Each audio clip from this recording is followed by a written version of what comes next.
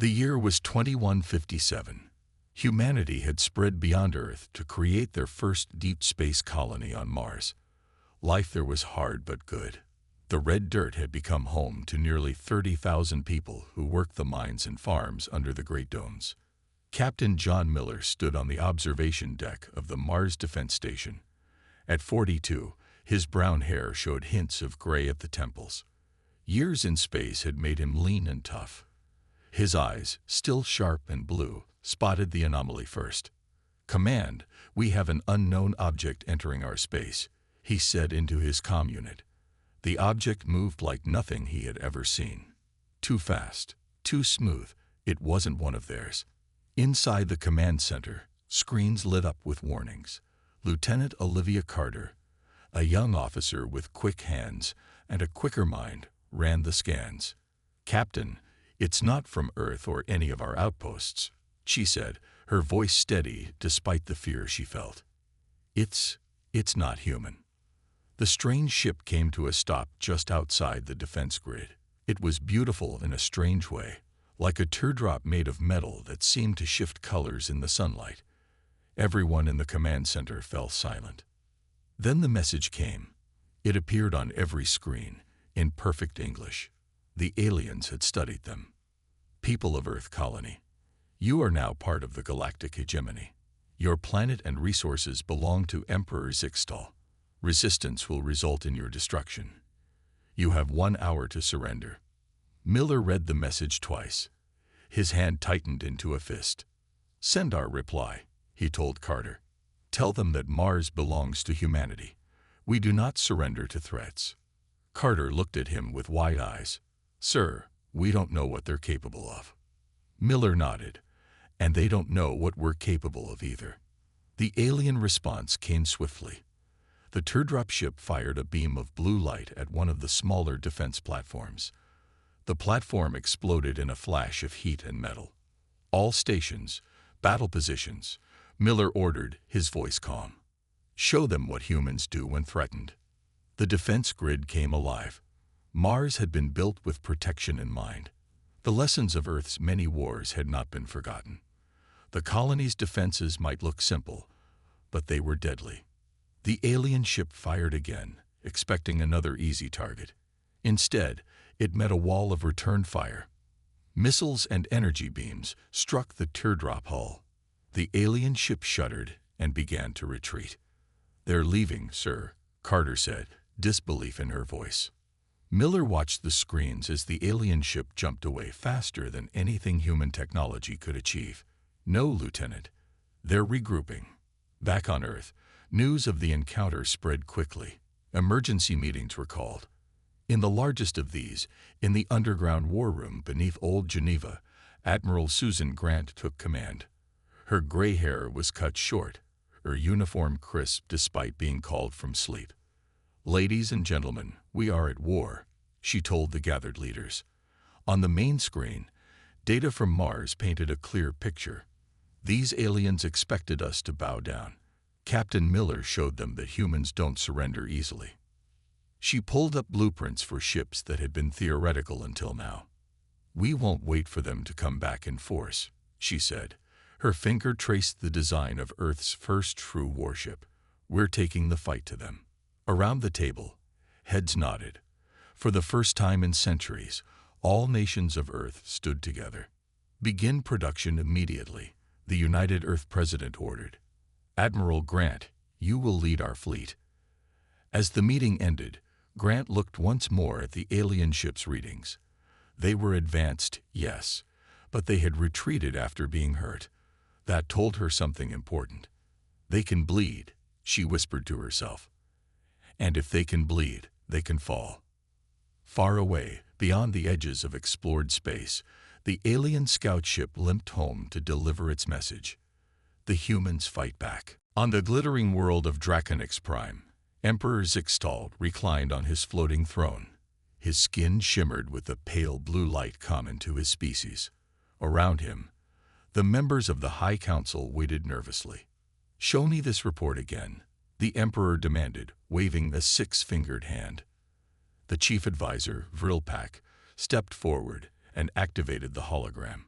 The image of the human defense platforms firing on the scout ship played again. These humans, Zixtel said the word like it tasted bad. They dared to attack our ship. Yes, most radiant one. Vrilpak bowed low. After refusing to surrender, the Emperor laughed, a sound like glass breaking. How amusing. Another barbarian species that needs to be taught its place. He dismissed the hologram with a flick of his wrist. Send a small fleet. 3 ships should be enough. The council members nodded. The hegemony had conquered over 300 species across the galaxy. Humans would be no different. Meanwhile, on Earth, humanity prepared for war. Dr. Frank Porter hunched over the lab table in the secured facility beneath Old Chicago. Pieces of alien technology recovered from scan data lay spread before him. At 55, his hands still moved with perfect precision as he worked. "Look at this," he said to his team. "Their power systems, their communications, everything is built for efficiency, not durability." His assistant, Kelly Brown, looked up from her computer. "What does that mean?" Porter's eyes lit up. "It means they've never needed to build things to withstand attack. I don't think they understand war at all." This discovery spread quickly through Earth's leadership. Admiral Grant called an emergency meeting with her captains. "We have an advantage," she told them, pointing to Porter's findings. "They're technologically superior, but they don't think like soldiers." Among those present was Lisa Reed, newly appointed captain of the U.S. Defiant, Earth's first true battle cruiser. At 38, Reed had proven herself during the Mars Rebellion. Her short red hair framed a face marked by both intelligence and determination.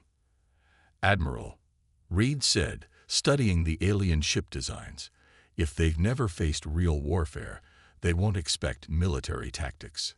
"Exactly," Grant nodded. "That's why we're going to hit them hard and fast, using everything we've learned from thousands of years of human conflict." Across Earth's colonies, production shifted to warships. The Defiant was just the first. Each ship combined Earth's best weapons with lessons learned from the alien technology. Reed's crew represented Earth's finest, tactical officer Peter Williams, who had written his thesis on ancient naval warfare. Chief engineer Maria Gonzalez, who could make engines do things their designers thought impossible, and weapons specialist Alan Davis, whose targeting systems were the best in the fleet. "We launch in 3 days," Reed told her crew as they boarded the Defiant. "The aliens are sending ships to Earth. We'll meet them at Jupiter." As predicted, the hegemony fleet arrived at the edge of the solar system 1 week later. Commander Vraxol led 7 sleek warships toward Earth. His orders were simple: subdue the humans quickly. "These primitives managed 1 lucky shot against our scout," he told his captains. "They won't stand against our war fleet." What Vraxol didn't understand was that humans had been fighting each other for millennia. War wasn't just something they did. It was something they had mastered. As the alien ships approached Jupiter, their sensors detected nothing unusual. Their technology was superior, faster, more efficient. They expected to find cowering humans, ready to surrender. Instead, they found an ambush. "All ships, execute Maneuver Delta," Captain Reed ordered from the bridge of the Defiant. Her ships had been hiding among Jupiter's moons, engines cold, waiting. As the human fleet suddenly powered up and emerged from hiding, Vraxol received the first real shock of his long career. The sensor officer turned to him, confusion clear on his alien face. "Commander," he said, "the humans, they're not running away." Vraxol stared at the approaching Earth ships. For the first time in hegemony history, they faced an enemy that didn't fear them. The battle for Jupiter was about to begin. The massive gas giant Jupiter loomed large in the view screens. Its swirling storms and colorful bands created a beautiful backdrop for what would become humanity's first interstellar battle. Commander Vraxol of the Hegemony Fleet felt confident despite the surprise. His 7 warships were larger and more powerful than anything the humans could build. His crew had served for decades. Victory was certain. "The primitive vessels are approaching," his second-in-command reported. Their weapons are active. Show them our power, Vraxel ordered. Target their lead ship. The largest hegemony vessel fired a brilliant beam of energy that cut through space toward the U.S. Defiant. Captain Lisa Reed watched it come. Now, Williams, she ordered. Tactical Officer Peter Williams activated the maneuver they had practiced countless times. The Defiant rolled sideways with surprising speed, letting the energy beam pass harmlessly by. All ships, engage Jupiter slingshot, Reed commanded over the fleet channel. What happened next confounded the alien commanders. The human ships dove toward Jupiter, using the planet's massive gravity to accelerate to speeds the aliens thought impossible. The hegemony targeting systems couldn't track them. Where did they go? Vraxel demanded, his smooth blue skin darkening with anger. His answer came in the form of missiles striking his fleet from behind. 3 human ships had swung around Jupiter's far side, while 4 others had used the planet's moons as cover. Return fire. Vraxel ordered, but the human ships were already moving again, executing complex patterns that no hegemony commander had ever seen. On the Defiant, engineer Maria Gonzalez worked furiously to keep the engines pushing beyond their limits. The heat levels are critical, she reported, her hands moving quickly over the controls. Just 2 more minutes, Reed answered. Then we hit them with everything. Alan Davis at Weapons Control smiled grimly. The aliens are bunching up. They don't understand fleet tactics. It was true. The hegemony ships had moved closer together for protection, exactly what human naval strategy said not to do. It made them a perfect target. All ships focus fire on their lead vessel, Reed ordered. The combined firepower of Earth's fleet struck the hegemony command ship like a hammer. Its shields flared bright blue, then failed. The once beautiful vessel broke apart in a series of explosions. Vraxel died without understanding what had happened. His species had never developed the concept of sacrifice in battle. When his ship was targeted, he had expected the others to protect him. Instead, the humans had used his cultural blind spot against him. The battle continued for 3 Earth days. The human ships took damage. 2 were destroyed with all hands lost. But they fought with a determination that shocked the aliens. By the end, 5 hegemony ships were destroyed. The remaining 2 retreated, but not before the Defiant and her sister ship managed to capture 1 vessel mostly intact. Engineer Gonzalez led the boarding team. Inside the alien ship, they found technology beyond human understanding. Most important was the faster-than-light drive that allowed the aliens to cross vast distances of space. "We can reverse engineer this," Gonzalez told Reed as they secured the ship. "Give me 6 months, and we'll have our own." Back on Earth, news of the victory spread. People celebrated in the streets. For the first time in human history, all nations stood truly united against an external threat. In an emergency session, the world's leaders formed the United Earth Government, with Admiral Grant as its military leader. "This is just the beginning," Grant told the newly formed council. "The hegemony will return, and next time they'll bring more ships." The council leader nodded. "Then we'll build more ships too. How long until we can take the fight to them?" Grant looked at the reports from Gonzalez's team. 6 months, maybe less. For the first time since the aliens arrived, Earth had hope. Humanity wasn't just fighting for survival anymore. They were planning to win.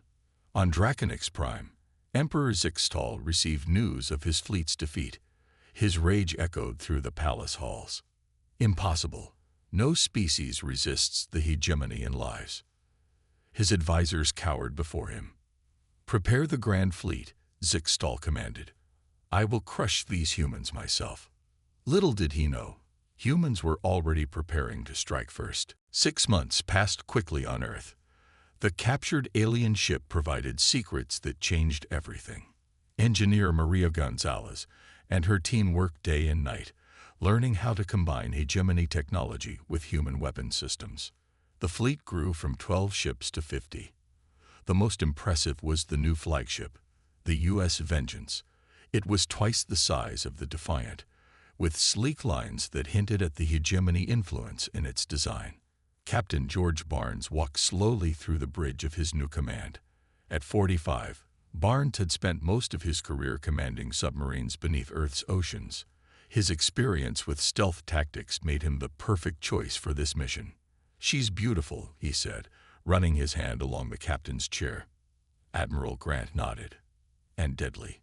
The Vengeance has more firepower than all our ships combined from the Jupiter battle." The War Council met in the underground base beneath Geneva. Giant screens showed maps of nearby star systems. Intelligence gathered from the captured ship revealed the closest hegemony colony was around Proxima Centauri, Earth's nearest stellar neighbor. Some leaders argued for defensive positions around Earth. "We should fortify the solar system," one general said. "Wait for them to come to us." Grant and Barnes exchanged looks. "That would be a mistake," Barnes said. "The hegemony doesn't understand war. We need to keep it that way." Grant stepped forward. "We take the fight directly to hegemony space. Strike first. Strike hard. Never let them know what to expect." The council voted. The aggressive approach won. 3 days later, the human fleet gathered near Pluto. The 50 ships represented everything humanity could build. If they failed, Earth would be nearly defenseless. "All ships report ready, Captain," said Lieutenant Kate Warren, Barnes' second-in-command. Barnes nodded. "Signal the fleet. Begin jump sequence." For the first time, human ships activated their reverse-engineered faster-than-light drives. Space bent around them in ways that human eyes struggled to comprehend. Then, in a flash of blue light, they were gone. The trip took only hours instead of the years that normal space travel would require. When the fleet emerged, they saw the red dwarf star of Proxima Centauri, and orbiting it, a green and blue world much like Earth. "Proxima Centauri II," Warren announced. "Hegemony colony world." Barnes studied the sensor readings. "Their defenses are minimal. They never expected an attack here." The human fleet approached the planet. On the surface, the alien colonists watched in confusion as 50 warships appeared in their skies. No one had ever attacked a hegemony world before. "Open a channel," Barnes ordered. When the connection was made, he spoke clearly. "People of Proxima Centauri II, I am Captain George Barnes of the United Earth Fleet. The hegemony attacked our world without cause. We are now at war." He paused, letting that sink in. "However, we have no quarrel with you. You have 2 choices: join us against your oppressors, or evacuate to any destination of your choice. You have 6 hours to decide." The response surprised everyone. Within minutes, the colony's leader requested to come aboard the Vengeance. The alien was tall and thin, with pale green skin. "I am Governor Nixel," he said through a translator. "For 200 years, my people have lived under hegemony rule. We mine resources, they take them.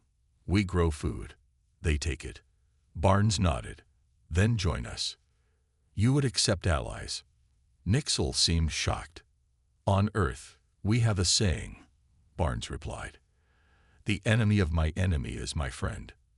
Within hours, thousands of colonists pledged support to the human fleet. They provided invaluable information about other hegemony worlds, defense systems, and communication networks.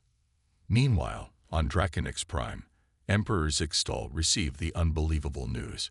Humans had not only survived, but had taken a hegemony world without firing a shot. "Impossible," he roared.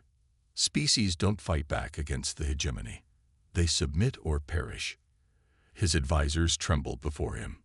"The Grand Fleet is ready, Emperor," one finally said. 200 vessels, our mightiest force." Zixtal's eyes narrowed. "Send them all. These humans must be erased from the galaxy." What he didn't understand was that humans had spent their entire history fighting. War was in their blood. And now, with alien allies joining them, they were becoming stronger by the day. The real war was just beginning. News of the human victory at Proxima Centauri spread quickly through nearby star systems. The United Earth Fleet moved deeper into hegemony space, liberating 3 more colony worlds in quick succession. At each planet, more aliens joined the growing rebellion. Captain Lisa Reed, aboard the U.S. Defiant, led a small group of ships to scout the TA-CD system. Sensors showed a battle already in progress. Multiple ships engaged near the 4th planet, reported Peter Williams at Tactical. One group appears to be Hegemony. The others, I've never seen designs like these. Reed leaned forward in her chair. Let's get closer, but stay alert. As they approached, they saw 5 Hegemony cruisers attacking 3 smaller vessels.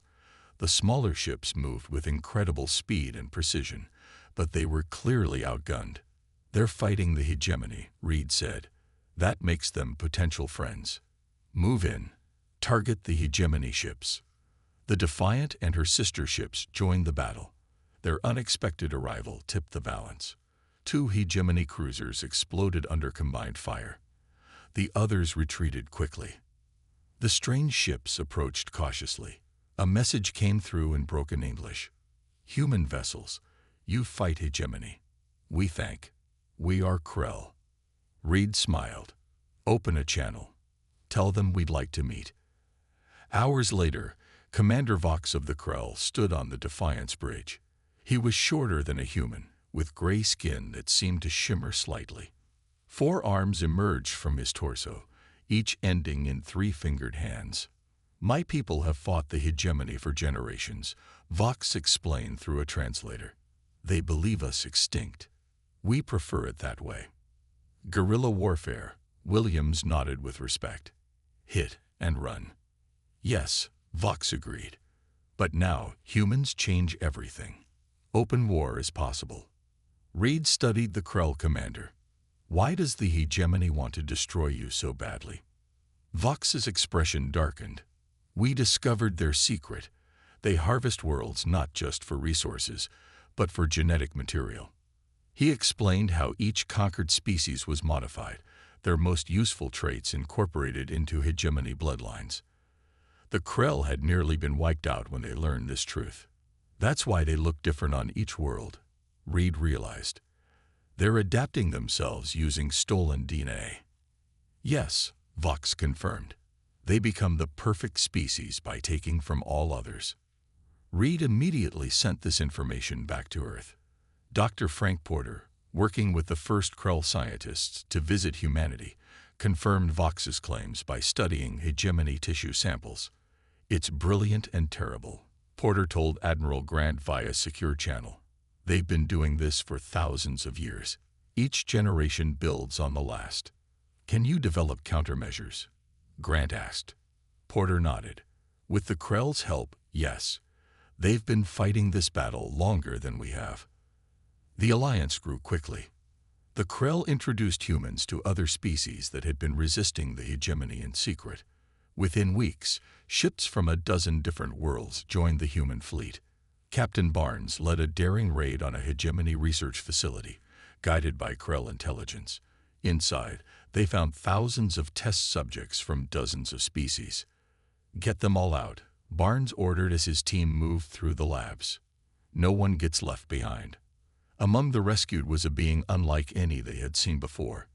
She was tall, with skin that seemed to glow from within. Her name was Kaida, a sentinel from the ancient Archon species. My people were the first to fall to the Hegemony, she told Barnes once aboard the Vengeance. That was 50,000 years ago. Barnes stared in amazement. How can you know that? Genetic memory, she explained. Each sentinel carries the knowledge of all who came before. I remember when the Hegemony was young and cruel. Now they are old and cruel. Kaya provided the coordinates to Draconix Prime, information that had been lost even to the Krell. The head of the snake, she said. Cut it off, and the body dies. As the combined fleet gathered for what would be the final push, Admiral Grant called a meeting of all Allied commanders. Representatives from 14 species sat together, planning the attack on the heart of the Empire. We each have reasons to hate the Hegemony, Grant told them. They've taken from all of us. But together, we can take back our future. The plan was set. The human fleet, now joined by hundreds of alien ships, prepared for direct assault on Draconix Prime. The final battle for the galaxy was about to begin. The combined fleet exited hyperspace near Draconix Prime in perfect formation. 150 human ships flew alongside vessels from a dozen alien species. Each had suffered under hegemony rule. Each had chosen to fight back. Admiral Grant stood on the bridge of the Vengeance, watching as the enemy came into view. 300 Imperial warships formed a defensive sphere around the glittering planet. "Just as Kaya predicted," she said quietly. The communications officer looked up. "Admiral, we're receiving a message from the Hegemony command ship." On the main screen, Emperor Zixtal appeared. His blue skin now had streaks of other colors, the visible sign of genetic modification. "Humans," he spat the word. "You have disrupted the natural order of the galaxy. Lesser species exist to serve the hegemony. This is how it has always been." Grant stepped forward. "Not anymore. Today that changes." She cut the transmission and turned to her fleet commanders. Captain Barnes stood ready on the Vengeance. Captain Reed waited aboard the Defiant. Commander Vox and the Krell forces held position on the left flank. "All ships," Grant ordered, "execute Battle Plan Alpha, for Earth and for freedom." The fleet surged forward. The hegemony ships moved to meet them, confident in their superior numbers. The battle began with a hegemony advantage. Their ships outnumbered the Alliance 2-1. Energy beams and missiles crossed the void of space. Ships on both sides exploded in silent bursts of light. But as the conflict progressed, the hegemony's inexperience became clear. They had never faced enemies who used chaos as a strategy. The human ships broke formation, attacking from multiple angles. The Krell vessels used their speed to draw hegemony fire, then vanish before it hit. "They're trying to protect their command ship," Barnes observed, watching the enemy movements. "They keep pulling their forces back to shield it." Grant nodded. "That's our target. Reed's strike team is ready." "Yes, Admiral. Waiting for the opening." Grant studied the tactical display. "Tell Captain Reed, now is the time." Aboard the Defiant, Reed received the message. "Williams, Davis with me," she ordered. "Gonzalez, you have the bridge." The three officers moved quickly to the shuttle bay where a small vessel waited. It wasn't human-made. It was Krell technology, designed to evade hegemony sensors. "Remember," Reed told her team as they boarded, "we get in, capture the Emperor, and get out. The Sentinel Kaya says he'll be in the central chamber." The small ship slipped away from the Defiant, invisible to hegemony scanners. It flew through the chaos of battle, dodging debris and weapons fire. On the hegemony command ship, Emperor Zixtal watched with growing horror as his perfect battle plan fell apart. Species after species, planets he had ruled for centuries, all turning against him. "Impossible," he whispered. His sensor officer turned in panic. "Emperor, our shields are failing." The human Krell shuttle attached to the hull of the command ship. Using tools designed by Gonzalez, the team cut through the outer plating. Reed led the way, weapon ready. Inside, they fought alongside Krell warriors. The hegemony guards had never faced real combat. They fell quickly before the trained human soldiers. On the bridge of his ship, Zixtal received reports of intruders. For the first time in his long life, he felt fear. "Activate the protocol," he ordered his most loyal officer. "Destroy the ship and the planet. Let nothing survive." The officer began the sequence, a doomsday weapon that would consume Draconix Prime and the surrounding fleet rather than allow defeat. Meanwhile, Gonzalez, working with Krell technicians aboard the Defiant, had hacked into the hegemony network. "Something's happening," she said, watching her screen. "Energy buildup in their command ship." "Can you stop it?" asked her Krell partner. Gonzalez's fingers flew over the controls. "Temporarily. I can buy us time." Reed's team reached the bridge just as alarms began to sound. The doomsday sequence had been interrupted. Williams and Davis secured the room as Reed approached the Emperor. Zixtal stood tall, still dignified despite his defeat. No ruler of the hegemony has ever been captured, he said. There's a first time for everything, Reed replied, securing his hands. As the Emperor was led away, the remaining hegemony ships, seeing their leader captured, began to surrender one by one. For the first time in 50,000 years, the galaxy witnessed the fall of an empire. 3 months after the Battle of Draconix Prime, representatives from all known species gathered on Earth. The Great Hall in Geneva had been expanded to welcome visitors from across the galaxy. Beings of all shapes, sizes, and colors filled the room, many seeing Earth for the first time. Admiral Susan Grant, now wearing the formal uniform of Supreme Commander of the Allied Fleet, stepped up to the podium. At 62, her face showed the strain of war, but her eyes were bright with hope. Today marks a new beginning, she said, her voice carrying to all corners of the hall. The hegemony ruled through fear for 50,000 years. They took what wasn't theirs and called it their right. She gestured to the gathered delegates. But together, we proved that freedom is stronger than tyranny. No single species should rule over others. Instead, I propose a galactic federation, not an empire, but a cooperative of equal worlds. The delegates applauded. Species that had once feared each other now stood side by side. Captain Lisa Reed took on a new role as Earth's ambassador to the Federation. Her experiences during the war made her perfect for bringing different worlds together. On this day, she sat with delegates from 12 planets, planning trade routes that would benefit all. The hegemony kept us apart for a reason, she told them. Together, we're too strong to control. Captain George Barnes led the newly formed exploration fleet. His ships would venture beyond former hegemony space, seeking other civilizations. The U.S. Discovery, larger than even the Vengeance, stood ready for its maiden voyage. We won't repeat the hegemony's mistakes, Barnes told his crew during their final briefing. We go in peace with open hands, not weapons. The Krell and humans, once strangers, now shared technology and culture freely. Krell scientists worked alongside Dr. Porter to develop new medicines that benefited all species. Commander Vox had become the head of the Federation's Defense Council, ensuring no empire would ever rise again. On Draconix Prime, now open to all, the Great Palace had been transformed into the Federation's second headquarters. The symbolism was powerful. What was once the center of oppression now served as a place of cooperation. Emperor Zixtal stood trial for crimes against sentient beings. He remained proud even in defeat, his genetic modifications now fading without regular treatments. You cannot understand what you have done, he told the tribunal. The hegemony brought order to chaos. No, replied the Chief Justice, a Krell elder. You brought the illusion of order through the reality of suffering. Zixtal's testimony revealed the hegemony's million-year history. They had forgotten their own violent origins, evolving into decadent conquerors who couldn't comprehend resistance.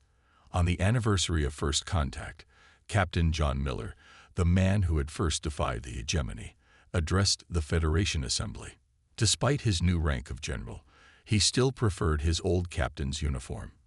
1 year ago, a single human ship refused to surrender, he said, looking out at the diverse faces before him. Not because we were stronger or smarter, but because freedom matters. He paused, finding the right words.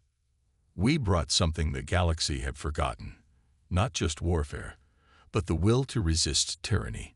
Humanity's greatest strength isn't our technology or our tactics. It's our refusal to submit when faced with injustice. As he spoke, a Federation starship prepared to depart Earth for unexplored space. Its crew included humans, Krell, and a dozen other species working together. On its hull, the ship bore its name in multiple languages, Unity. Beneath the name was a phrase that had become the Federation's unofficial motto: never again will one species rule all others. As the ship accelerated to light speed, the galaxy faced an uncertain future.